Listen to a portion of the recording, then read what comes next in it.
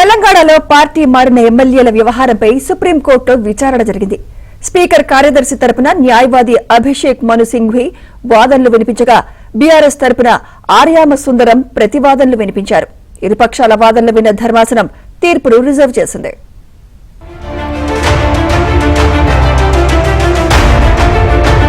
తెలంగాణలో పార్టీ మారిన ఎమ్మెల్యేల వ్యవహారంపై సుప్రీంకోర్టులో విచారణ జరిగింది. 10 మంది ఎమ్మెల్యేలపై దాఖలైన అనర్హత పిటిషన్లపై స్పీకర్ నిర్ణయం తీసుకోపోవడాన్ని సవాల్ చేస్తూ బీఆర్ఎస్ వర్కింగ్ ప్రెసిడెంట్ కేటీఆర్, ఎమ్మెల్యేలు పాడి కౌశిక్ రెడ్డి, కేపీ వివేకానంద దాఖలు చేసిన పిటిషన్లపై విచారణ కొనసాగింది. తెలంగాణ స్పీకర్ కార్యదర్శి తరపున అభిషేక్ మను సింఘ్వి వాదనలు వినిపించగా బీఆర్ఎస్ తరపున ఆర్యామ సుందరం వాదనలు వినిపించారు. అనంతరం ఇరుపక్షాల వాదనలు ముగించిన సుప్రీంకోర్టు తీర్పు రిజర్వులో ఉంచింది.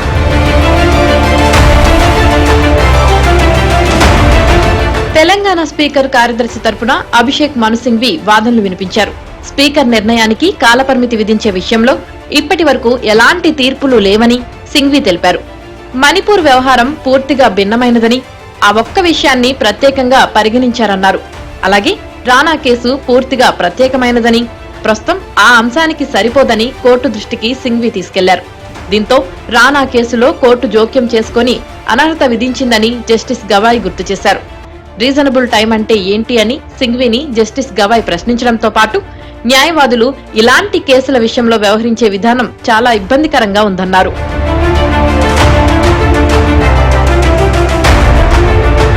ఇటీవల సీఎం అసెంబ్లీలో మాట్లాడిన మాటలను బీఆర్ఎస్ తరపు న్యాయవాది ధర్మాసనం దృష్టికి తీసుకువెళ్లారు.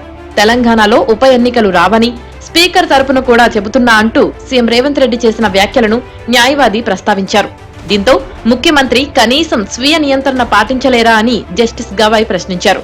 ఇక అభిషేక్ మను సింఘ్వి మాట్లాడుతూ ప్రతిపక్షం నుంచి అంతకు మించిన రెచ్చగొట్టే వ్యాఖ్యలు ఉన్నాయనడంతో ఇప్పుడు అవన్నీ అప్రస్తుతమని ధర్మాసనం పక్కన పెట్టింది. సీఎం మాటలు కోర్టు ధిక్కారం కింద తీసుకోవాల్సి వస్తుందని జస్టిస్ గవాయ్ హెచ్చరించారు. తాము సమన్వయం పాటిస్తున్నామని, మిగతా 2 వ్యవస్థలు గౌరవంతో ఉండాలని ధర్మాసనం వ్యాఖ్యానించింది.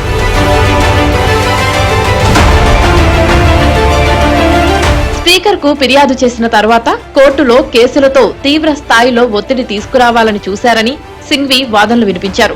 సింగిల్ జడ్జి ఇచ్చిన సూచనలను సానుకూలంగా తీసుకుని ఉంటే కేసు ఇక్కడి వరకు వచ్చేది కాదని జస్టిస్ గవాయ్ అభిప్రాయపడ్డారు. సుప్రీంకోర్టులో పిటిషన్ దాఖలు చేసి విచారణకు వచ్చిన తర్వాతే నోటీసులు ఇచ్చారని గవాయ్ అన్నారు. ఈ క్రమంలో మణిపూర్ వ్యవహారం, రానా కేసుతో పాటు మరికొన్ని అంశాలను అభిషేక్ సింఘ్వి కోర్టుకు వివరిస్తూ వాదనలు ముగించారు. అభిషేక్ మను సింఘ్వి వాదనలు ముగియడంతో పిటిషనర్ల తరపున కౌశిక్ రెడ్డి తరపు న్యాయవాది ఆర్యామ సుందరం మరోసారి చివరి వాదనలు వినిపించారు. మహారాష్ట్ర వ్యవహారం, సుభాష్ దేశాయ్ కేసులో స్పీకర్ నిర్ణయంపై సుప్రీంకోర్టు స్పష్టంగా ఆదేశాలు ఇచ్చిందన్నారు. స్పీకర్ కు తగిన ఆదేశాలు ఇవ్వడానికి సుప్రీంకోర్టుకు అన్ని అధికారాలు ఉన్నాయన్నారు. ఇదిలా ఉంటే జనవరిలో సుప్రీంకోర్టు విచారణ ప్రారంభించాక స్పీకర్ నోటీసులు ఇచ్చారని, 3 వారాలు సమయం ఇచ్చారని, ఆ 3 వారాల సమయం కూడా పూర్తి అయిందని న్యాయవాది ఆర్యామ సుందరం అన్నారు. నోటీసులు పంపిన సమాచారం కూడా ప్రతిపక్ష నేతకు ఇవ్వలేదని న్యాయవాది పేర్కొన్నారు. సీఎం రేవంత్ రెడ్డి అసెంబ్లీలో చేసిన వ్యాఖ్యలు మరోసారి ప్రస్తావించారు. దీనిపై న్యాయవాది ముకుల్ రోహత్గి అభ్యంతరం చెప్పడంతో ధర్మాసనం కూడా తాము ఆ విషయంలోకి వెళ్లడం లేదని స్పష్టం చేసింది. దీంతో బీఆర్ఎస్ ఫిరాయింపు ఎమ్మెల్యేల అనర్హత పిటిషన్పై ఇరువైపు వాదనలు విన్న ధర్మాసనం తీర్పును రిజర్వ్ చేసింది. అయితే 8 వారాల్లోగా తీర్పు ఇవ్వాలని న్యాయవాది ఆర్యమ సుందరం కోరారు.